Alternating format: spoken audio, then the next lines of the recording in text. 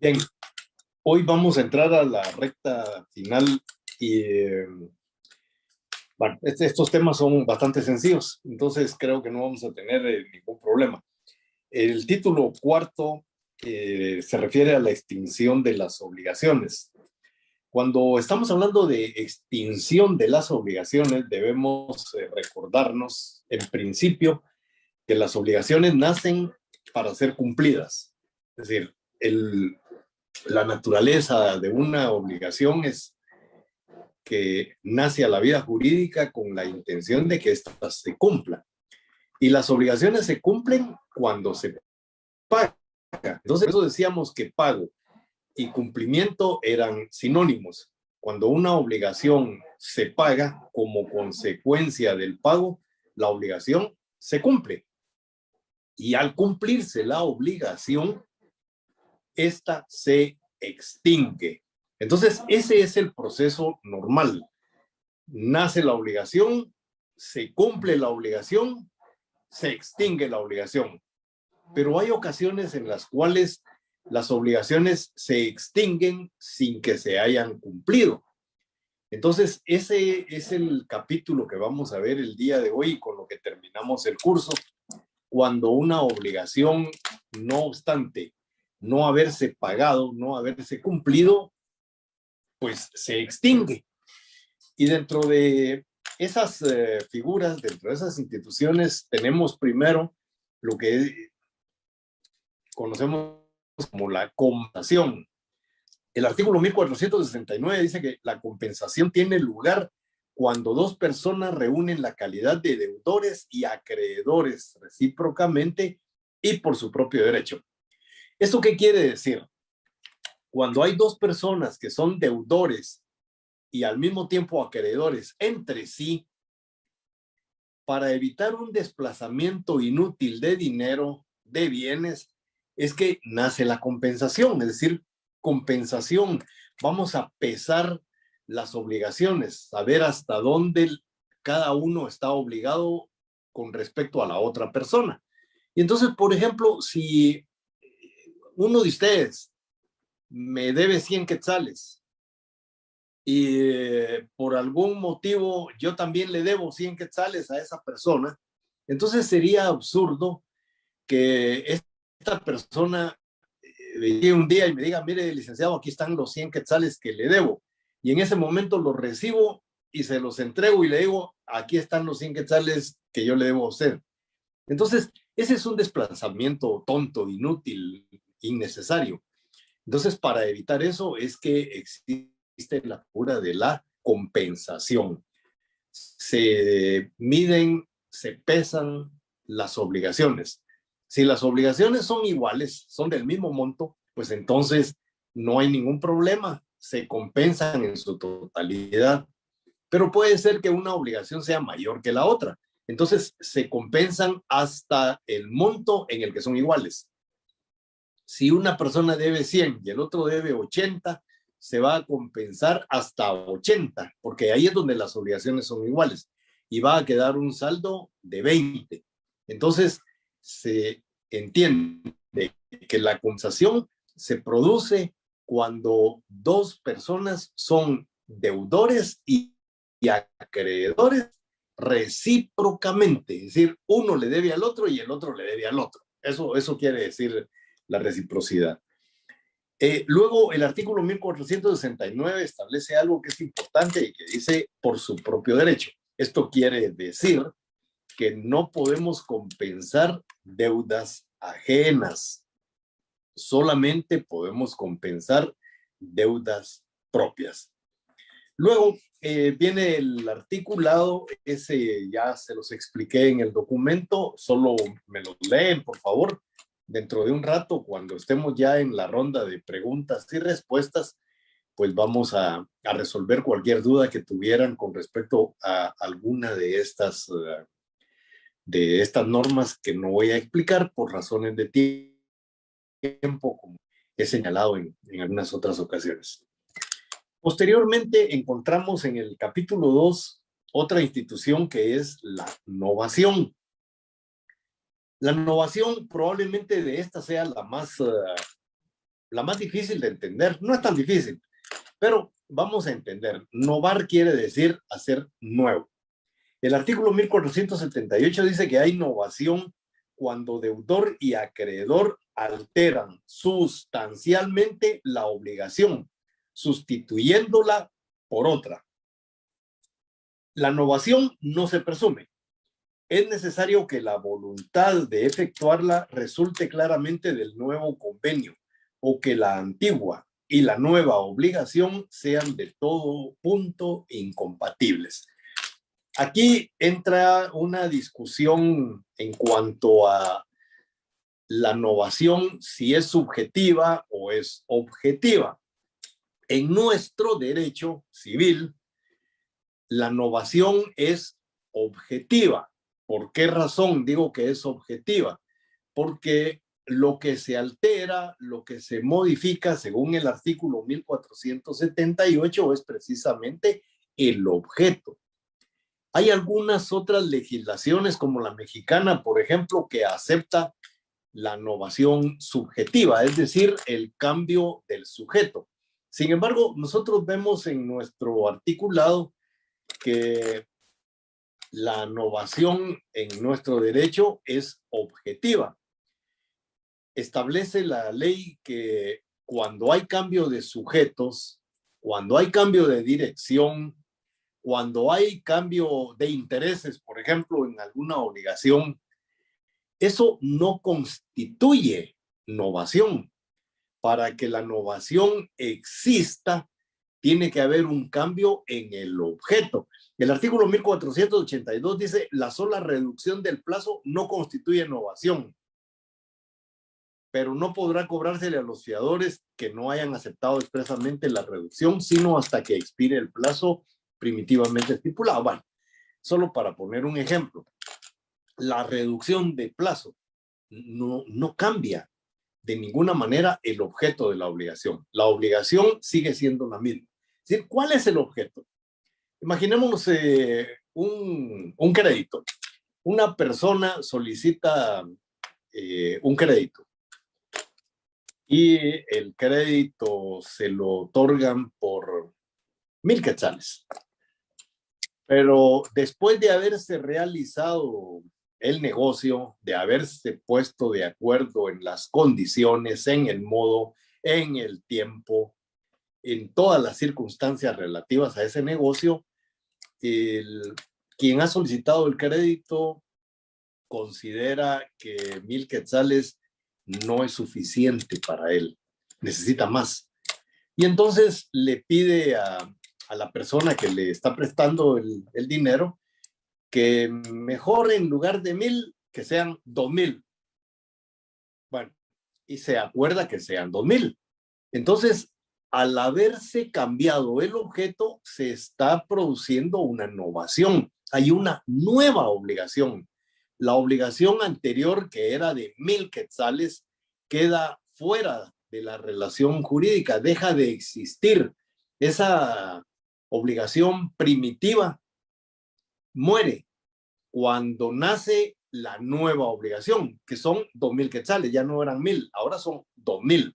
Entonces, ahí es donde se produce precisamente la novación, es decir, se convierte una obligación en otra obligación, es decir, nace a la vida jurídica una obligación nueva, dejando insubsistente la obligación anterior. Y ahí es donde se produce la extinción de la obligación.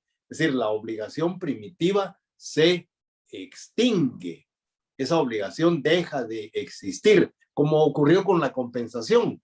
Al compensarse las obligaciones, no hubo desplazamiento de valores. Una persona no le pagó a la otra. Sencillamente se pusieron de acuerdo y dijeron, miren, yo le debo 100, usted me debe 100, estamos a mano. Hay tablas ahí. Entonces, esa obligación se extingue. ¿Por qué razón? Porque de alguna manera ha habido pago.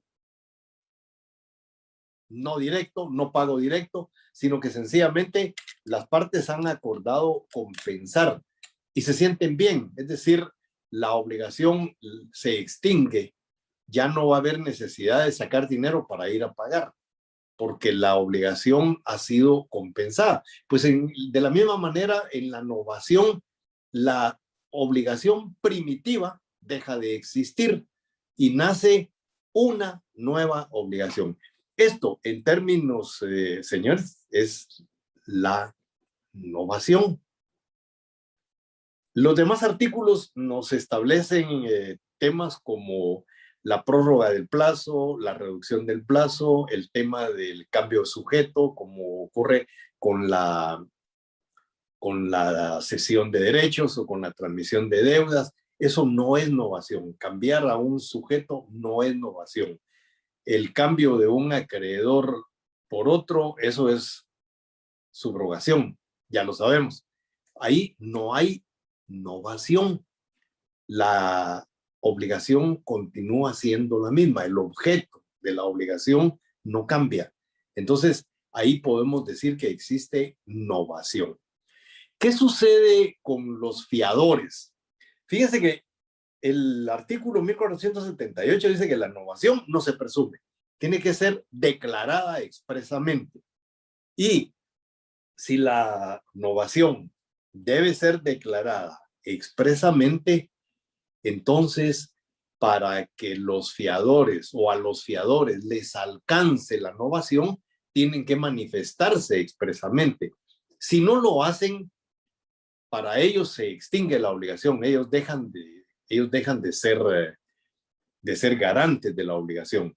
Porque uno puede, como fiador, garantizar el cumplimiento de una obligación, pero no garantizar el cumplimiento de otra. Es decir, si a mí me hablan para ser fiador por una deuda de 1,000 quetzales, bueno, yo voy a hacer mis números y puedo calcular que efectivamente tengo como para pagar 1,000 quetzales si no pagara el deudor principal. Y entonces acepto. Pero si luego me cambian esos 1,000 quetzales a 2,000 quetzales sin consultarme, es decir, yo no tengo la obligación de pagar ni de cumplir absolutamente nada de esa obligación. ¿Por qué? Porque mi garantía, es decir, la garantía que yo estoy dando es sobre 1,000 quetzales, no sobre 2,000. Entonces, yo estoy garantizando la obligación primitiva.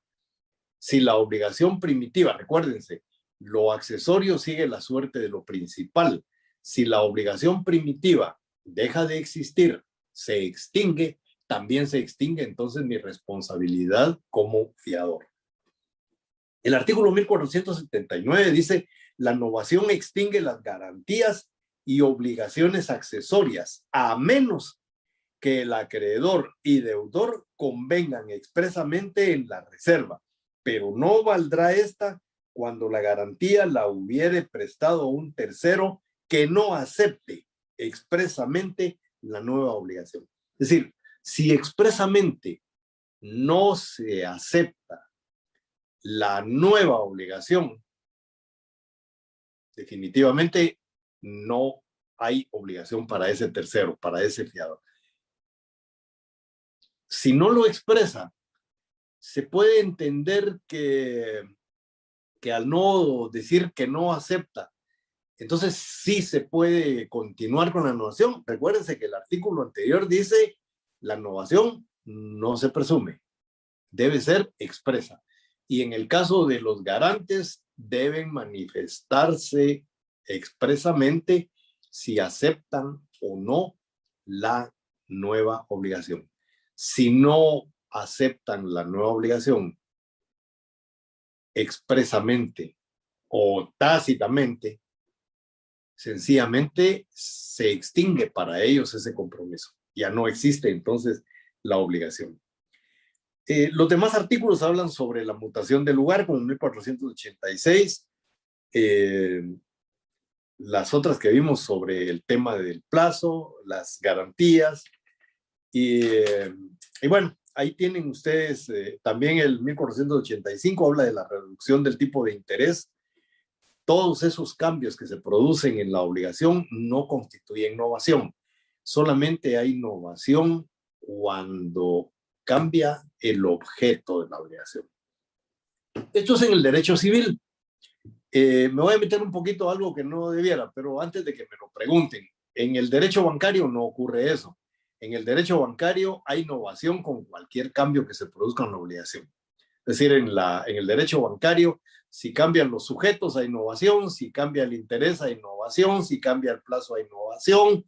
Es decir, cualquier cambio que haya, que exista en una obligación bancaria, ahí hay innovación. Pero en el derecho civil, en el derecho mercantil, solamente hay innovación cuando cambia el objeto. Por eso decimos que la innovación en nuestro derecho es objetiva. No acepta nuestro derecho la innovación subjetiva. Acepta únicamente la innovación objetiva cuando cambia el objeto de la obligación. La siguiente institución que extingue las obligaciones sin haber sido pagadas es la remisión, capítulo 3. El artículo 1489 dice: la remisión de la deuda hecha por el acreedor y aceptada por el deudor extingue la obligación. Ahora, vamos a ver qué es la remisión. Cuando estamos hablando de remisión, estamos hablando de perdón o estamos hablando de condonación. Esas tres palabras significan lo mismo, son sinónimos. Remisión, perdón o condonación es exactamente lo mismo. Y entonces vamos a entender que hay perdón en una obligación cuando dice acreedor y deudor aceptan la condonación, aceptan la remisión. Es decir, el acreedor perdona y el deudor acepta. Bueno, pero ¿qué sucede si el acreedor perdona y el deudor no acepta? Bien, si ustedes se recuerdan, regresemos a nuestros conocimientos adquiridos ya en las clases. Hay una figura que nosotros conocemos como las obligaciones naturales. Si el acreedor perdona, pero el deudor no acepta, entonces la obligación se convierte en una obligación natural, es decir, pierde fuerza coercitiva. Ya no se puede plantear el cobro de esa obligación ante juez competente. Pero hay cosas que sí se pueden hacer. El deudor puede aceptar o no aceptar el perdón.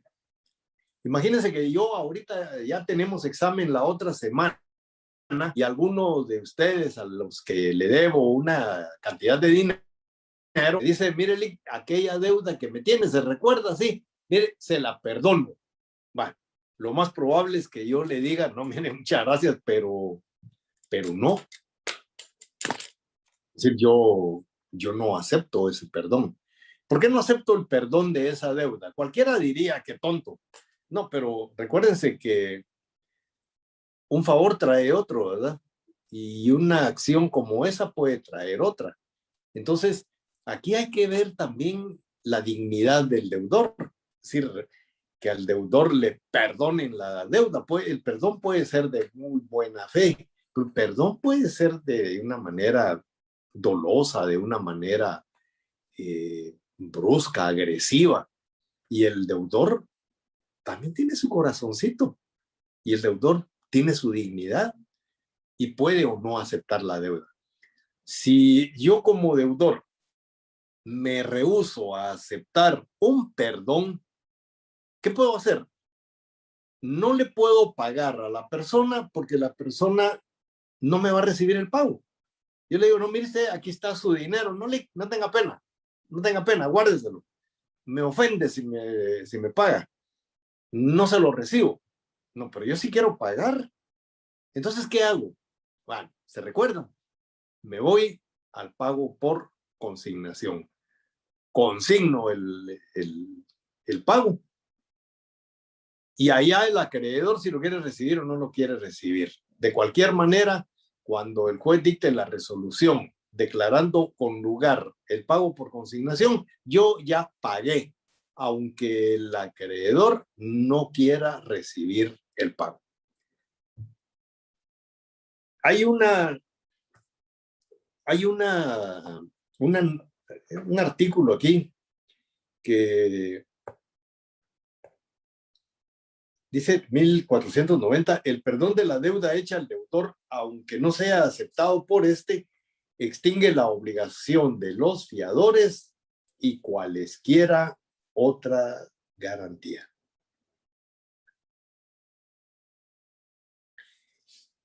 Y el artículo más importante, tal vez todo eso creo que lo entendieron muy fácil, es el 1494. Dice, se presume la remisión de la obligación accesoria de prenda cuando la cosa pignorada, después de entregada al acreedor, se hallare en poder del deudor, salvo prueba en contrario. Solicito un préstamo y en garantía del préstamo, bueno, le doy mis lentes. Mire, le voy a dejar mis lentes. Cuando yo le pague, usted me devuelve mis lentes. Bueno, eso es un mutuo con garantía prendaria. Y hay un desplazamiento de valores porque le estoy entregando la garantía, los lentes, se los estoy dando a la otra persona. Hay algunas garantías en las que uno se puede quedar con el bien, pero la naturaleza real de la prenda es que exista desplazamiento. Es decir, para antes, cuando se daban los contratos de mutuo con garantía prendaria, pues se entregaba el objeto. Por eso van a ver ustedes esos montes de piedad, esos lugares en donde la gente llega a pedir dinero y deja empeñadas sus cosas. Bueno, eso es una prenda. Ahí nosotros miramos en la televisión el precio de la historia. Vemos cómo algunas personas llevan objetos valiosos, pero no para vender, sino para que les den un préstamo. Dejan el objeto y posteriormente, cuando han pagado, se los devuelven. Bueno, esa es la naturaleza de la garantía prendaria. Pero hay algunas ocasiones, les decía, en las que uno se puede quedar con la prenda.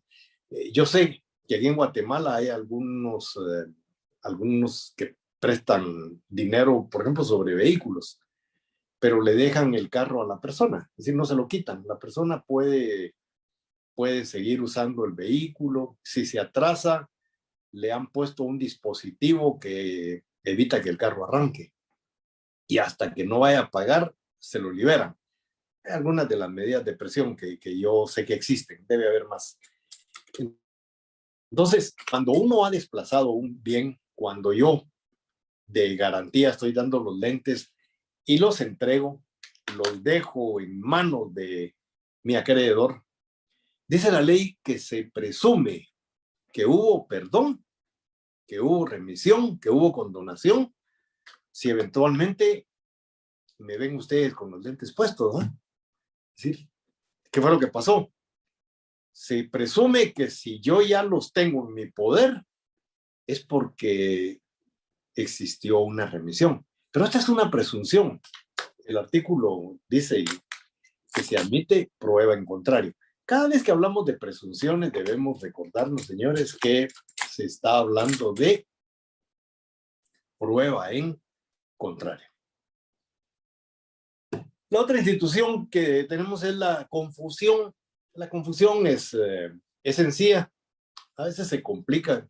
No entiendo yo por qué. El artículo 1495 dice la reunión en una misma persona de la calidad de acreedor y deudor extingue la obligación. Y a veces se preguntará uno, bueno, ¿cómo es que una persona puede ser deudor y acreedor al mismo tiempo? No, una persona es deudora y por algún motivo se convierte en acreedora de ella misma. Vamos a ver. Le pido a mi papá que me preste dinero y me presta 100,000 quetzales.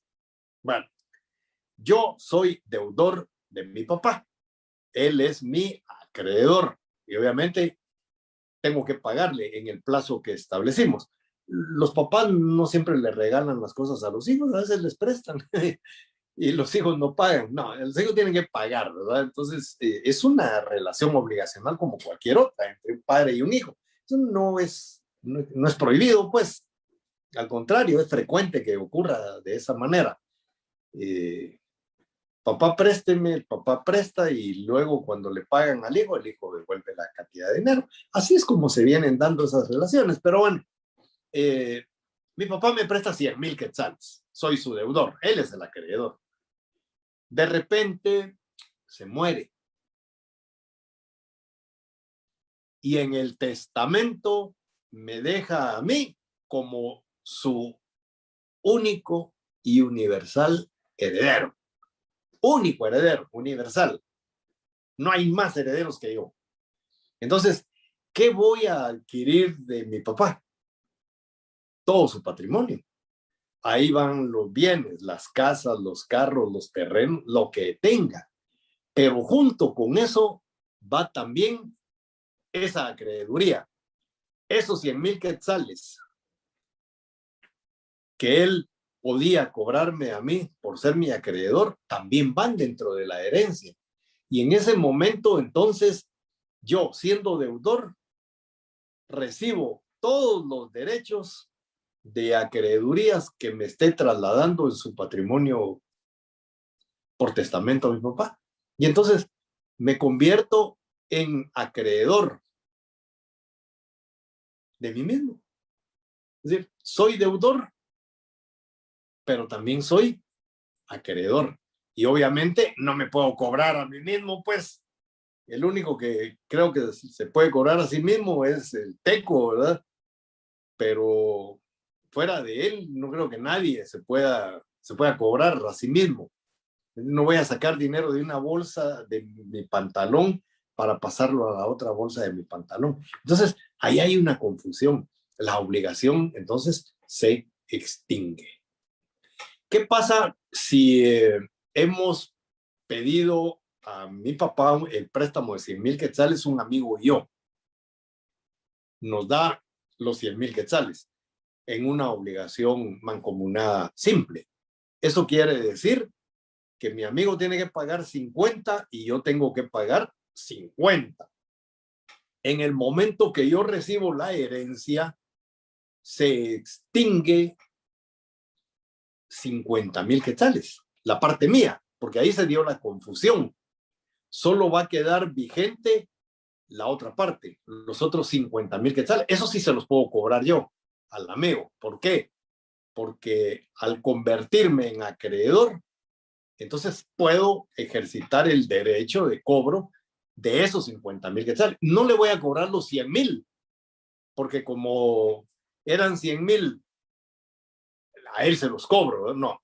Le voy a cobrar la parte que a él le corresponde. En una obligación mancomunada simple.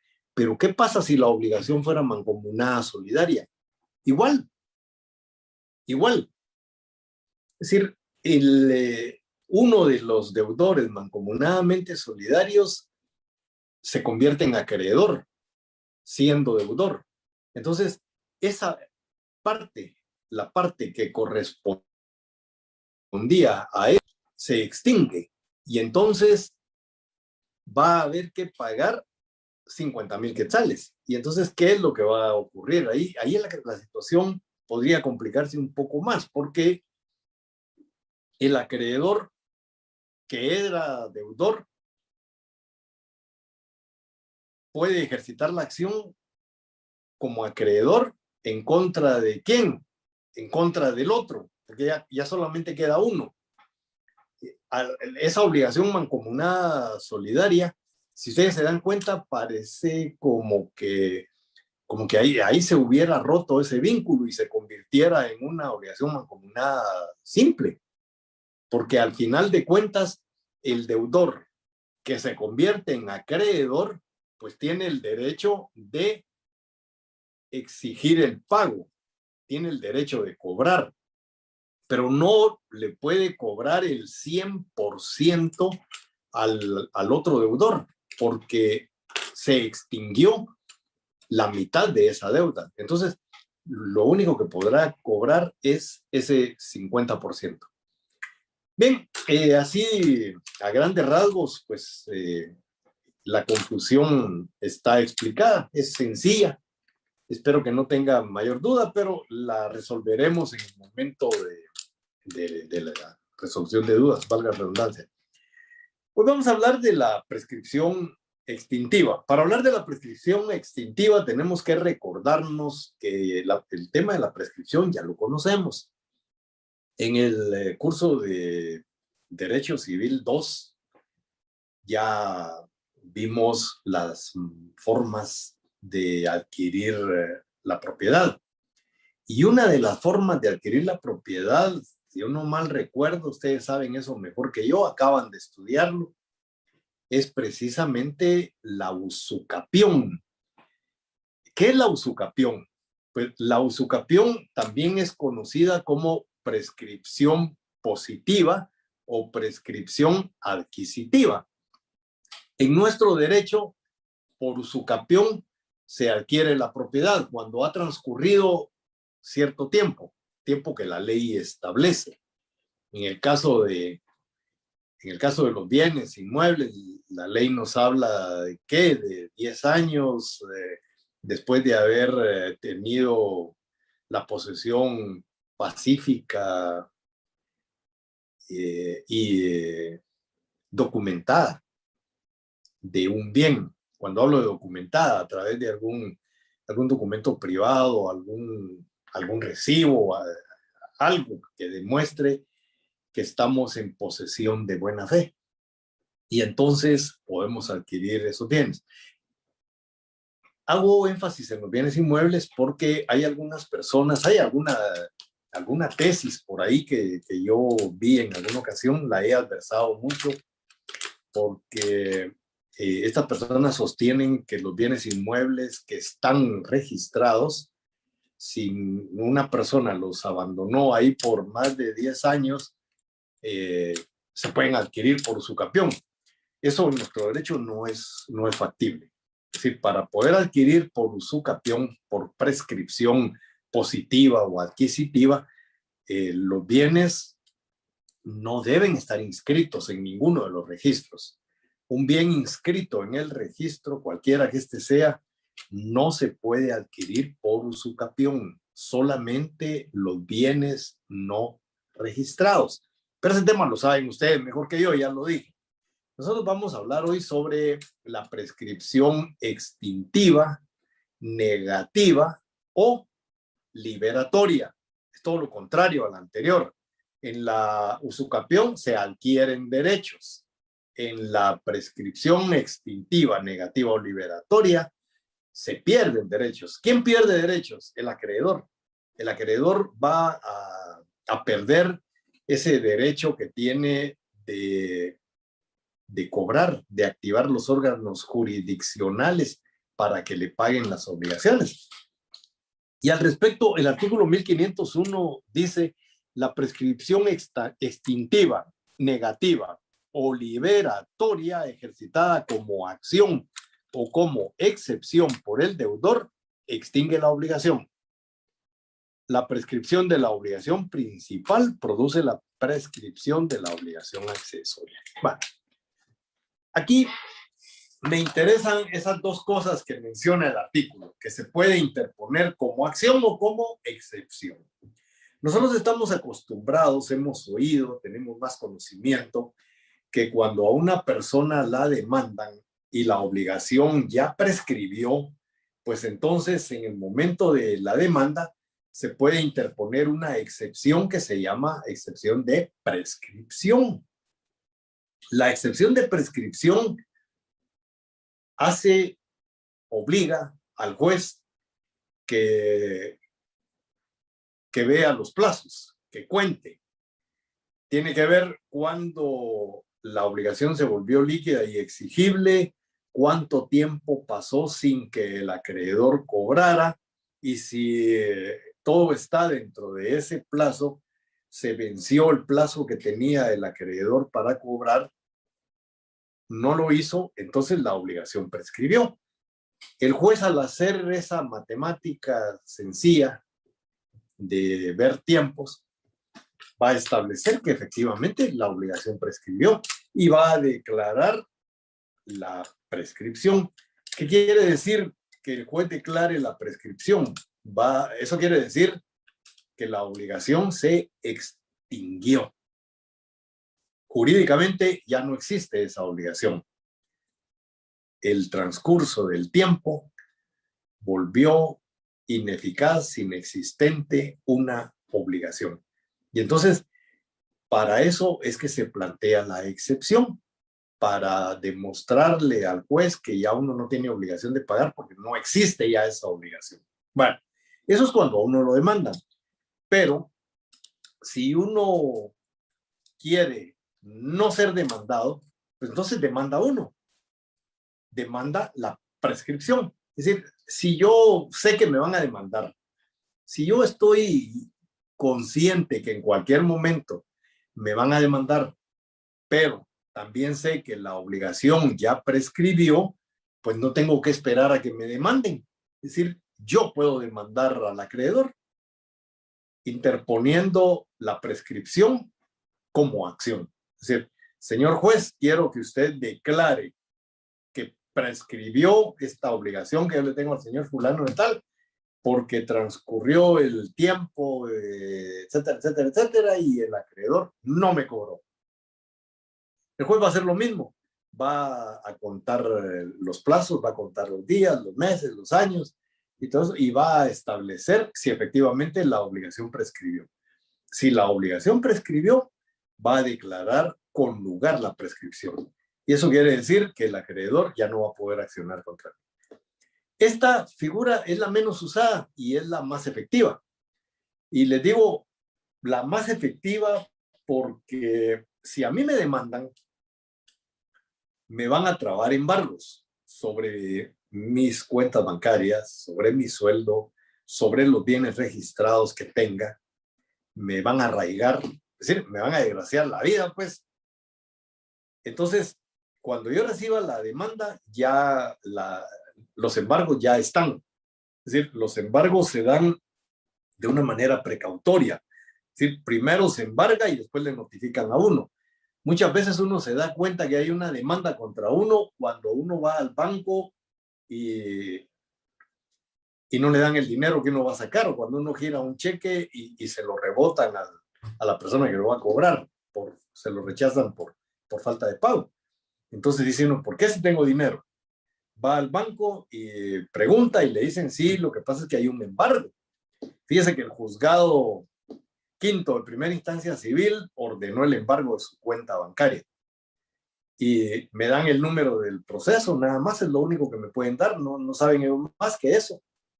Me voy al juzgado y me voy a topar con que me demandaron. Ahí hay unos abogados que se dedican a cobrar las tarjetas de crédito y me demandaron. Es decir, me trabaron embargo en todo. Bueno, me tengo que defender.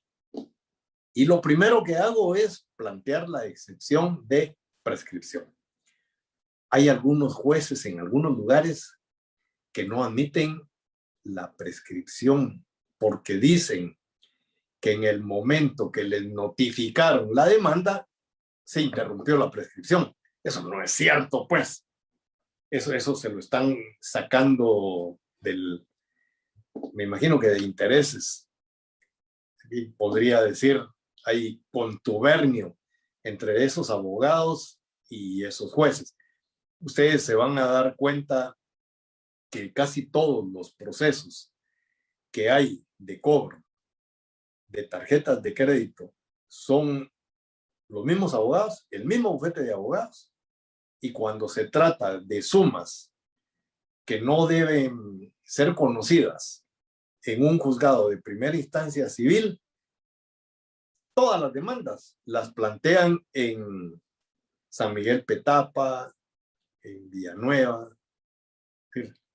Ese es el área en el cual se mueven estos abogados y a mí me da la impresión que existe colusión entre estos abogados y en ese juzgado. Yo no sé si con el juez, con el secretario, con los oficiales, no lo sé.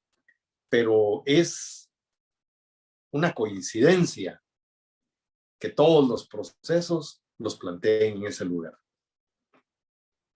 Bueno, los jueces le dan trámite, no debieran de darlo, porque cuando uno mira esos procesos, no acompañan el contrato, en el contrato al no acompañarlo, no se puede establecer que haya una renuncia al fuero del domicilio. Es decir, la persona, si no renuncia expresamente a su domicilio, puede y debe ser demandada únicamente en su domicilio. Pero ahí vemos personas que son de Quetzaltenango, por ejemplo, y los demandan aquí en Villanueva.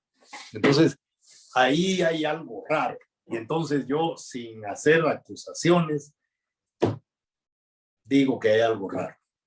Alguien debía de investigarlo. No puede ser que solo en esos lugares estén todas las demandas o la mayoría de las demandas que uno puede ver sobre cobro de tarjetas de crédito. Pero bueno, entonces, para evitarse esos embargos, para evitarse todos esos problemas, lo mejor es demandar uno, plantear uno la prescripción como acción.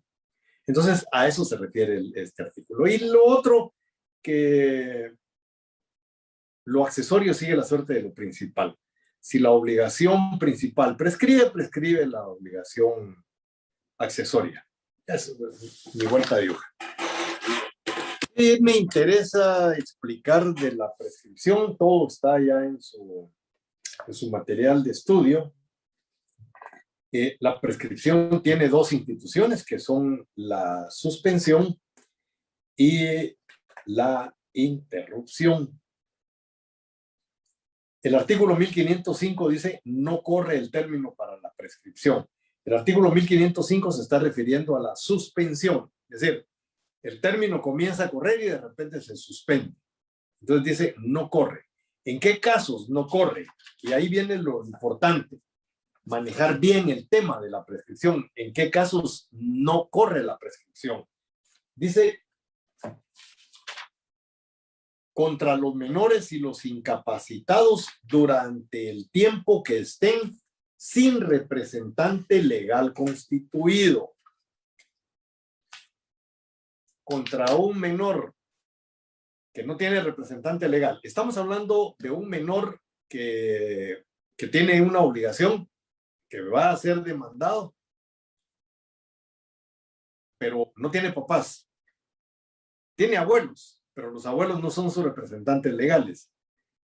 Y también está la Procuraduría General de la Nación, que debiera de representarlo. Pero mientras no se hayan constituido como los representantes legales de este menor, el menor está sin representación. Por lo tanto, ahí no corre la prescripción. Se queda detenida. Segundo, entre padres e hijos durante la patria potestad. Hay algunos que dicen que cuando un hijo va a demandar al papá por alimentos, solamente puede demandar 2 años de alimentos, los demás no, porque ya prescribieron. No, no prescriben.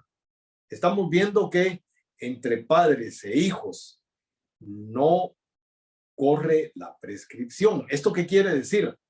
Que si el papá ha dejado de pagar alimentos al menor de edad y no demandan, sus representantes legales no demandan, cuando este menor cumple la mayoría de edad, tiene 2 años para plantear sus derechos de cobro. En esos 2 años le puede cobrar al papá todo lo que el papá no pagó en alimentos, porque ahí no hubo prescripción.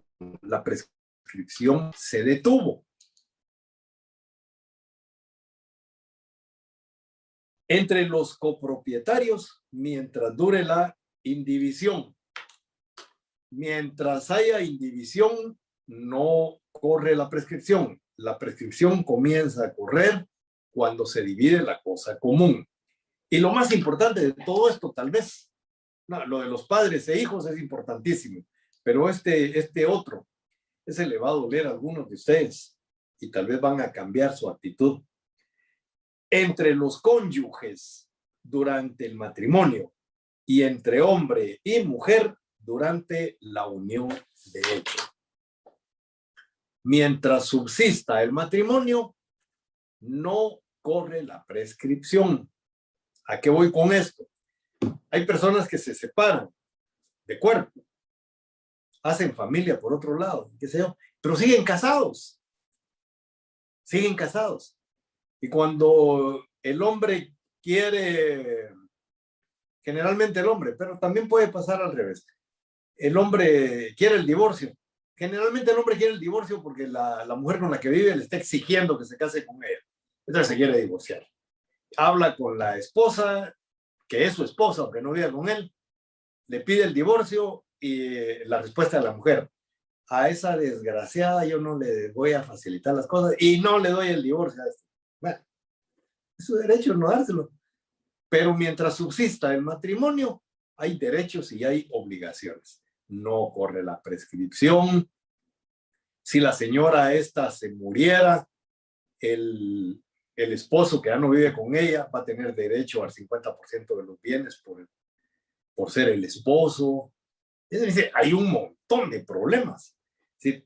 Cuando las personas ya no pueden vivir juntas y no hay posibilidades de resolver esa diferencia entre ellos, lo mejor es que se divorcien.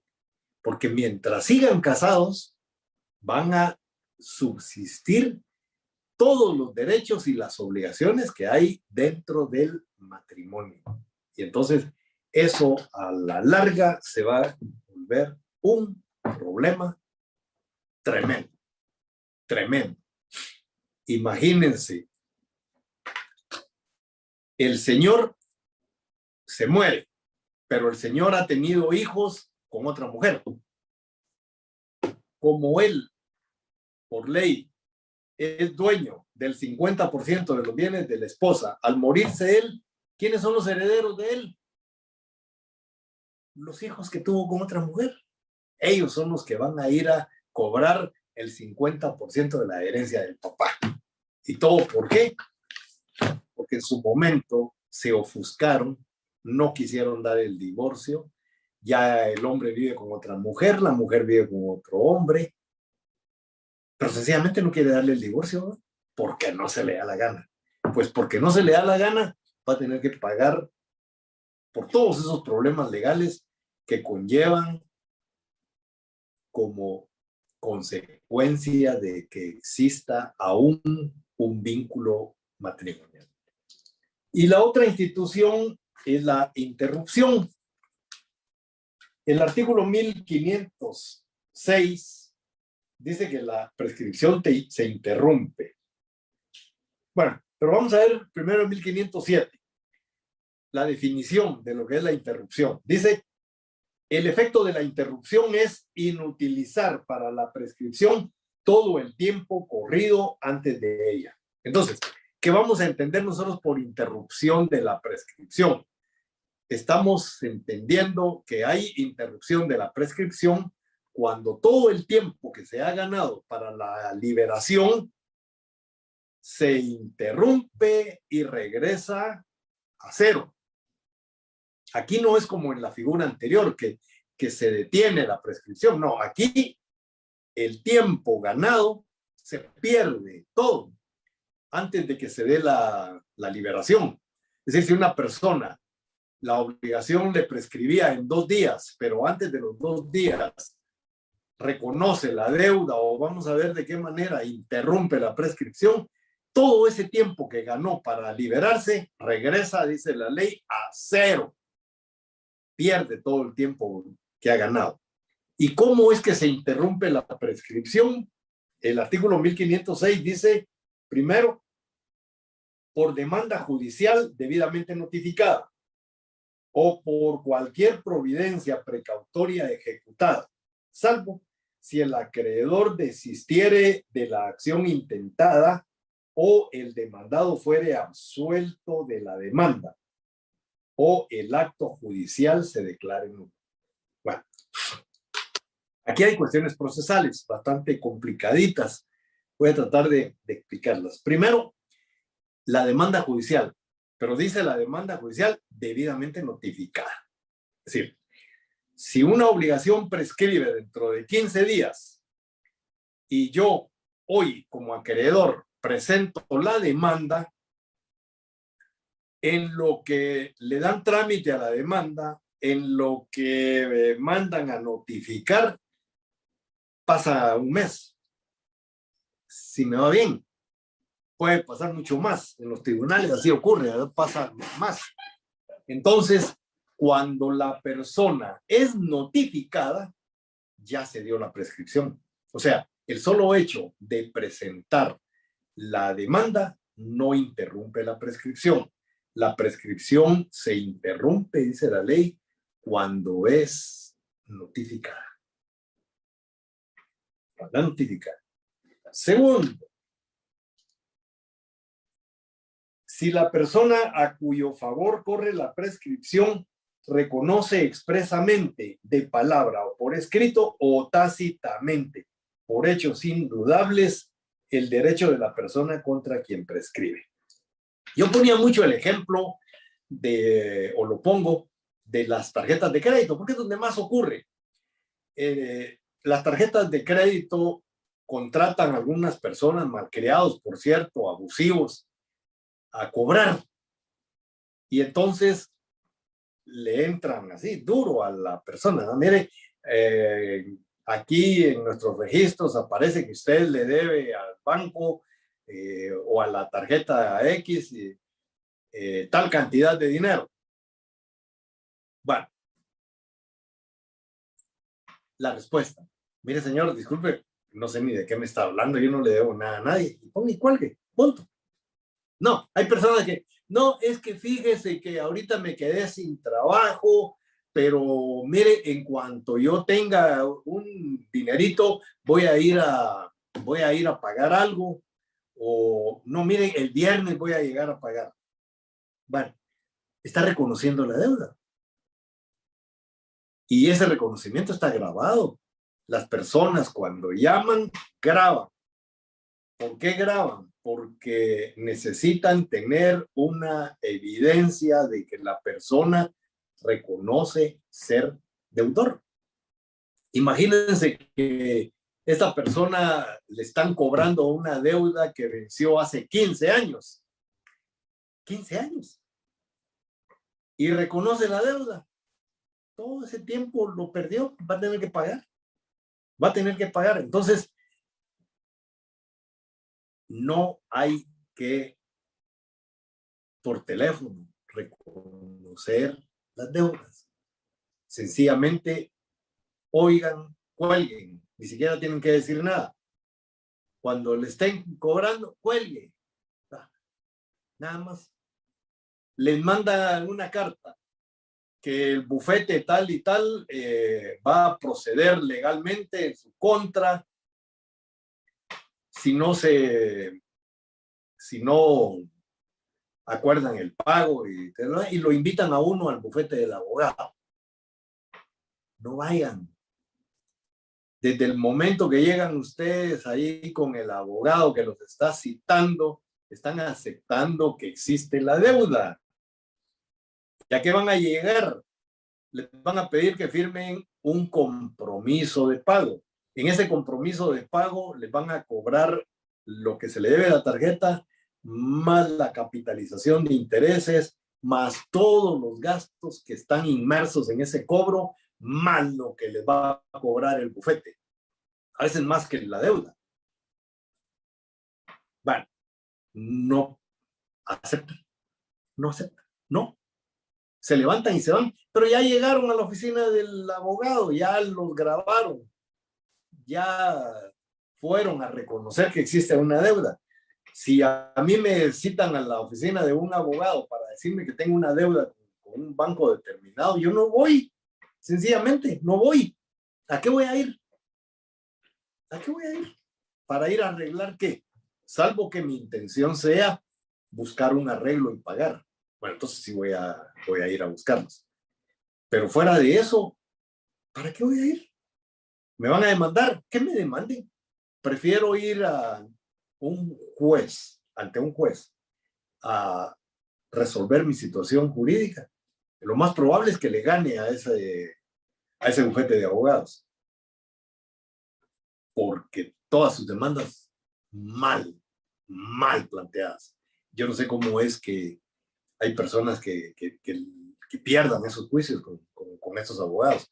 No acreditan pruebas, no acreditan nada. Lo único que acreditan es una certificación extendida por un perito contador que dice que tuvo a la vista los libros de esa deuda y que certifica que lo que se debe a la fecha es tanto.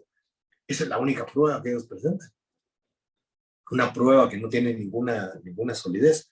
Basta con pedirle a esa entidad que presente los libros, presentar uno o proponer uno a un experto para que haga la revisión de los libros, pedir que pongan a la vista después los vouchers donde se dice que uno ha gastado dinero de la tarjeta, ya no los tienen, si no tienen nada. Lo único que tienen es esa certificación. Pero bueno, entonces, mi consejo, no vayan o manden al abogado, que vaya el abogado de ustedes a ver de qué se trata. Ahí sí no hay ningún problema, ¿verdad? Porque el abogado no está aceptando ninguna deuda. El abogado está llegando a ver qué es lo que ocurre. Pero ustedes no vayan, ¿ya? Porque el tiempo ganado para la prescripción se interrumpe. Regresa, dice la ley, a cero. No crean que les estoy enseñando a ser mañosos, ¿verdad? Les he dicho desde un principio que las obligaciones nacen para ser cumplidas. Y les estoy diciendo que una persona honorable, una persona honesta debe cumplir con sus obligaciones. En el caso de las tarjetas de crédito, no es que esté aplicando aquella máxima de ladrón que roba ladrón, aunque podría ser, ¿verdad? Porque estamos hablando de una institución usurera que hace cargos indebidos, que vuelve las deudas incobrables. Y miren, hay personas que se han suicidado porque no tienen dinero para pagar las deudas de las tarjetas de crédito. Es una cosa de veras increíble.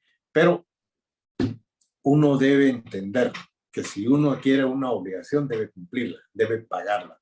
Así como fue uno ligero al estar firmando documentos, ¿eh? Yendo a las tiendas, a los supermercados, a gastarse lo que fuera, donde firmo. Aquí está la tarjetita, con qué orgullo sacan la tarjeta, oro, la platino y algunos otros que ya no caben cuando sacan la negra y la ponen, ¿verdad? Entonces, así debían de pagar también. Pero cuando ya llegamos a este tema de la prescripción, pues yo tengo que explicarlo, ¿verdad? Sin embargo, primero hay que pagar. Y segundo, dependiendo de las circunstancias, defenderse. Y esa es precisamente la función nuestra, la de los abogados, defender a nuestros clientes. Tampoco ser antiéticos. Es decir, lo primero que tenemos que ver es que nuestros clientes paguen. Yo generalmente cuando me he topado con casos como estos, lo que hago siempre es ver cuánto es lo que realmente mi cliente debe y hacerle el ofrecimiento al acreedor de lo que mi cliente debe. Lo otro, lo exorbitante, la capitalización de intereses, las moratorias y todos esos gastos, esos sencillamente les digo, eso mi cliente no los va a pagar. Aceptan lo que se debe o nos vamos a juicio. De macho perdido que sea la gamarra, dicen algunos, y generalmente mis casos los he resuelto de esa manera. Es decir, me aceptan el pago de lo que mi cliente debe. Hay que ser hábiles y hay que tener carácter, ¿verdad? Espero que ustedes lo tengan. Bueno, con esto dice, segundo, si la persona a cuyo favor corre la prescripción reconoce expresamente de palabra o por escrito o tácitamente por hechos indudables, ya dijimos todo eso, el derecho de la persona con la que lleva. Y tercero, por el pago de intereses o amortizaciones por el deudor, así como por el cumplimiento parcial de la obligación por parte de este. Con esto voy a terminar, señores. Solo quiero hacer énfasis aquí en el pago hecho por tercero. ¿Se recuerdan ustedes cuando hablábamos que un tercero puede pagar con autorización del deudor o ignorándolo el deudor? En el tema este que acabamos de ver, me preocupa la parte esa del pago hecho por un tercero ignorándolo el deudor. Muchas veces el acreedor dolosamente hace pagos a nombre del deudor, amortizaciones a nombre del deudor, para que él no prescriba la obligación. Bueno, hay que demostrarlo. Si se demuestra esa actitud dolosa, el pago no tiene validez y el tiempo de la prescripción transcurre sin ningún problema. Pero hay que ser muy cuidadosos con eso. Con estos señores damos por terminado el semestre. Dentro de unos minutos les paso el link y entonces vamos a poder platicar y resolver las dudas que les haya suscitado la lectura del documento que les di y la clase que fue un poco ligera, la del día de hoy, pero espero que todos hayamos entendido en qué consiste cada una de las instituciones que extinguen las obligaciones sin que las obligaciones se hayan cumplido. Nos vemos en un momento.